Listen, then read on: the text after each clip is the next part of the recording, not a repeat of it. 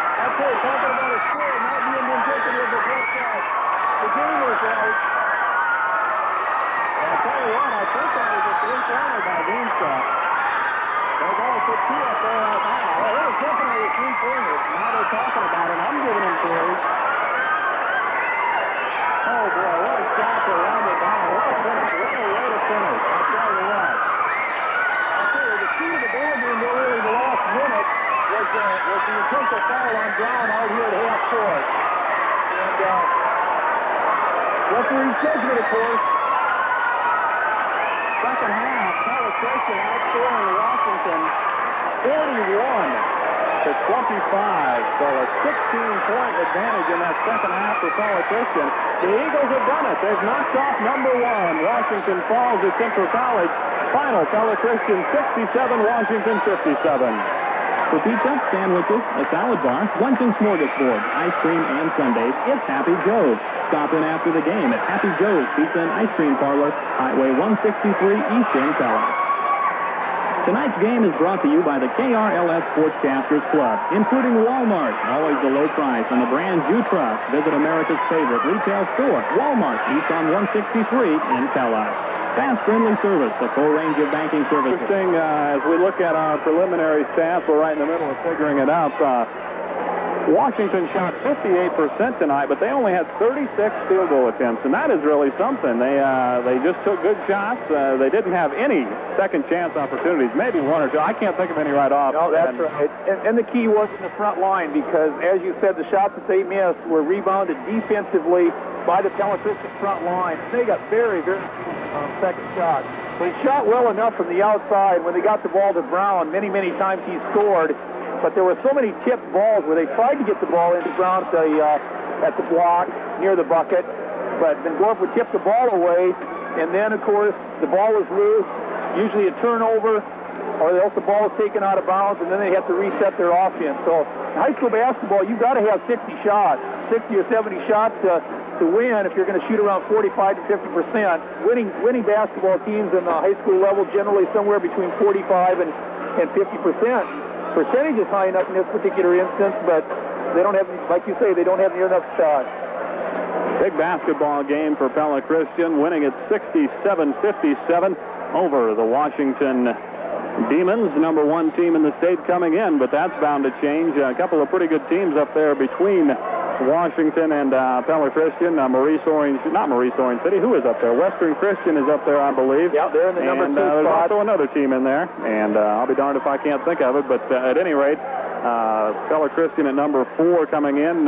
We might see them leapfrog depending on what else happens, but if Western Christian continues to have a good week and they win all their ball games, could very well see them move into number 1 and have PC right behind them. Right, and generally in the top 5 spots, it's not going to make a lot of difference. It's nice to be ranked number 1 in certain instances because you get the recognition.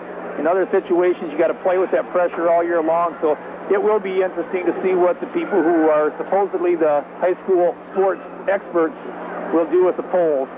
I think the longer you're in coaching, the longer you place less reliability on those as time goes along. We talked at halftime about the scoring of Brian Dunlap and Danny Stout. They were the guys coming in tonight for Washington that weren't supposed to score. They had 10 points between them at halftime. They had 10 points between them when this ball game ended. So really in that second half, it was all Brown. Brown had 17 points in the second half, really took charge.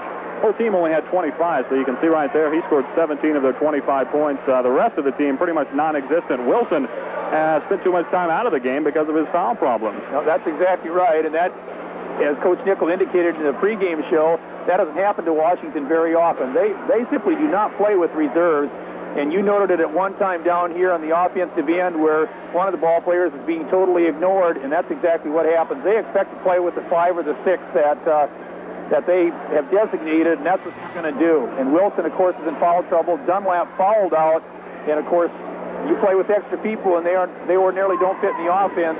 Things aren't going to go nearly as well for you. Hope to get a chance to visit with Coach Jerry Nikkel in just a bit. Haven't seen him come out of the locker room to this point. I'm sure he and the Eagles at Central College, and it's time to talk with Jerry Nikkel. Jerry, I'm not sure what the final score was. That last basket by Veenstra sure looked like a three-pointer from up here, so if that's the case, 67-57 is how it ended up. They kept 66 up on the scoreboard here, but it was a three-pointer, and boy, a 10-point victory when all is said and done. I think everybody here knows it wasn't a 10-point ball game, but folks all around the state are going to pick up the paper and say, oh, wow, Pella Christian blew them away. But what a ball game. It was quite a ball game, Paul. It was definitely not a 10-point victory, as you said. It was more like a 1-point victory. It was a great ball game. It was. It had its ups and downs both ways. It had some good shooting in it. It had some good defensive play and some great play by individual people. I thought there were some kids that really put out for them, Wilson and Brown, and you can see that when the chips were down late, you saw who handled the ball for them all the time. 2 guys. There was a 2-man offense at that point in the game, and our kids, they didn't give up. I was a little upset with them at halftime. I didn't think we were putting out quite the way we should, and I thought we had quite a letdown the last 2 minutes of the first half to give them that 6-point lead, and boy, we had to fight hard to get back in. And then once we got the possession of the ball in the fourth quarter with that 4-point lead, we knew what we wanted to do. But we had a little trouble 2 or 3 times before we finally got that possession because we'd go up before and they'd come back and they'd answer us. And that happened a couple times. And finally we got the ball with the 4-point lead and got some things done we wanted to do. So for us, it was a tremendous victory. For Washington, it's no big loss either because it was just a great ball game by, I hope, 2 of the better teams around. In that second half, we saw Mark Van Gorp really take control on offense, absolutely own the boards, and own the scoring as well in the second half. We had him for 16 points in the second half, 20 points in the ball game after not really scoring much at all in that first half, just 4 points. Absolutely took charge. He owned the lane in that second half.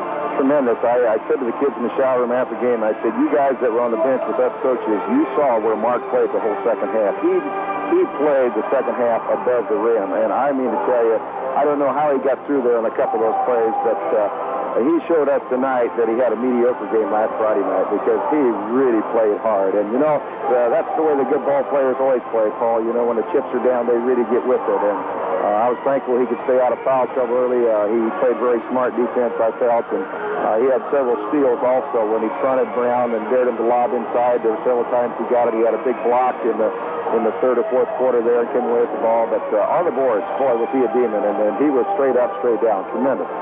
I think tonight we saw the difference between these two teams. Pella Christian, a 6-man basketball team, very definitely.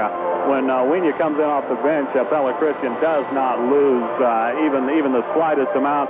On the other hand, when Washington went to the bench, you could see they lost quite a bit. When Wilson had to leave the ball game with 4 fouls, they brought in Friday Jr., and he just was not there. And especially the fact that it was Wilson of all players who had to go out. Yeah, that's true. You know, Wilson got this 4th foul, and you know, that helped us because with him in the game, boy, he's a definite 3-point threat and 2-point as well. But it changes the whole dimension for them because now they were down to a 1-man scoring ball club. They now have to go to Brown to get all their scoring. You know, I don't know how many Brown and Wilson had between the 2 of them, but they probably had the points for the whole squad. And you know, you've got to be more diversified than that, and they'll definitely get that way as the season wears on. But I felt right now tonight that you know, early in the season like this, we could really key on those 2 people, and then Bolton's ball handling out front. But well, I want to credit Brad Wienia for a tremendous defensive effort against Wilson out there. Woody was having trouble with him, and he got around Woody a couple times for easy ones, and then we took the time out and made the switch of defensive assignments. And I'll tell you what, Brad, he gets the defensive award tonight. He did a tremendous job. the only things Wilson got after Wenya picked him up were in-the-face type shots. Boy, he really deserved them. But he took his three-point away from him. He was close enough to him. And Brad is quick on his feet, and yet he wouldn't let him try. So tremendous defensive effort. I told Brad after the game, I said, the defense you played made me look like the greatest coach there is when we made that defensive assignment. I think, in my own mind, that was the difference in the ball game. I think you're absolutely right, because Wilson had 6 points in the second half, had 8 in the first, but he had not a very big 6 points in that second half of basketball. And as you mentioned, it was the defense of Wenya was just all over him. Took away twice in the first half. Wilson used that three-pointer to set up some other things. He faked the three-pointer, yes. And your defensive player is so worried about it because he hit 3 from way out there, coming out all over him, and he was able to drive all the way to the hole, and Brad simply didn't let him get away with that. And I think you're right. That was very much a key in the ballgame, because Brown had a fantastic second half, but he was the only one who really had a good half. Right, we'll have to just go to him again and again inside, and he's a great ball player. Let's face it, he does through the big guys whatever he has to do to get the ball in the hole. He does a tremendous job. He's very smooth, as you can see. He's just smooth as glass out there. The other thing about Wilson's three-point shots, I tell you what, he must have been 6 feet behind that three-point line several times when he let fly, and he's just a very good shooter. In our pregame interview, we talked about this Washington team, of course, and one of the things that you mentioned that's characteristically, they're not a team that commits a lot of fouls, and they stepped out of character tonight, didn't they? They started the first half with some quick fouls, second half too, and then Wilson, of course, missed a lot of action with 4 fouls. Yeah, I would agree with that, Paul. In fact, I told you they were a very patient ball club, and they weren't going to push it down, and the first thing we know is they're pushing the ball down our throats here and picking us up with full-court pressure. So it was a little different style than what we saw Washington at late in the season last year, and in fact all of last year. And I think that's probably due to the fact that the 3 kids that are the big people out there now were juniors a year ago, and now they're seniors, and I think that added year of experience and growth. You know, you can't believe how much that added year of growth gives you in stamina. You can play the whole game if you have to. You know, you don't need those blows like you do when you're a little younger, and I think that has a lot to say about it. And I think Dave definitely thinks he's got a very good defensive team here, and probably thinks he has to steal the ball a few times in the backcourt in order to get the victories, and I think that was part of his game plan as well. An interesting statistic from the ball game. Unofficially, we have Washington 21 of 36.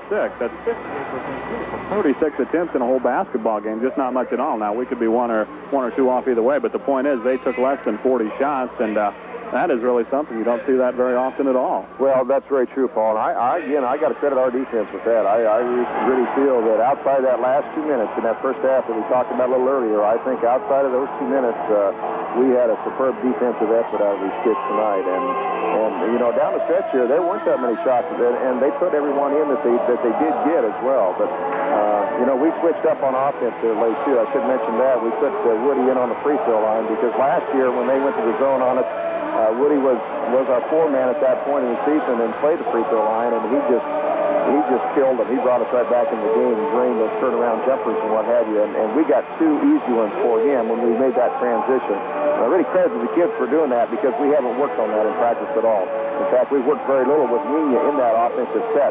And if he is, he's underneath the bucket. But we pulled him out, moved Van Gorp down because he was boarding so well, and it paid off for us. So I really credit the kids for getting the ball where it had to go at that time. We made a few mistakes here down the stretch. We talked about it in the shower room after the game, but we learned from those things. But at this point in this season, this was one big ball game. Another tough contest coming up for you against Sheraton. Now, that's a good ball team that is going to be right in the thick of that South Central Conference. Doesn't get any easier, does it? It certainly doesn't, Paul. And I tell you what, fans thought they saw a good ball game here tonight. They want to turn out against Saturday night because they're going to see a similar effort. Sheraton goes 6'7", 6'6", and 6'4" in the front line.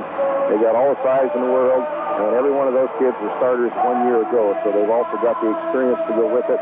And they got a couple of new guards in their lineup, but a very good ball club. They just completely destroyed Wayne Ford in last Friday night. So maybe our biggest asset on that one is we're off now till Saturday night. They have to travel up to Grinnell and play at Grinnell on Friday night. So, you know, but it's going to be a very good ball game. You know, I was just telling my wife before the game tonight, we don't have any easy ones before Christmas here.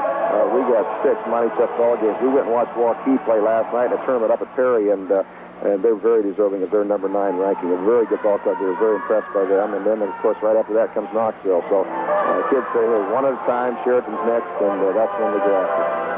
Sheraton coming up tonight. It's Pella Christian knocking off Washington 67-57. Thanks to Jerry Nikkel for stopping up. Back to wrap things up in just a moment. Tonight's game is brought to you by the KR. To wrap up this cast, Pella Christian came in ranked number 4 in Class 2A. The Washington team number 1 with Pella Christian coming away with the victory 67-57. We will find out, of course. It doesn't matter really who's number 1 in December. Come March, that's when you want to be number 1, but it would be awfully nice at this early juncture of the season. Pella Christian 67, Washington 57. We thank you for joining us tonight for basketball on the new 92 FM KRLS. And, of course, we thank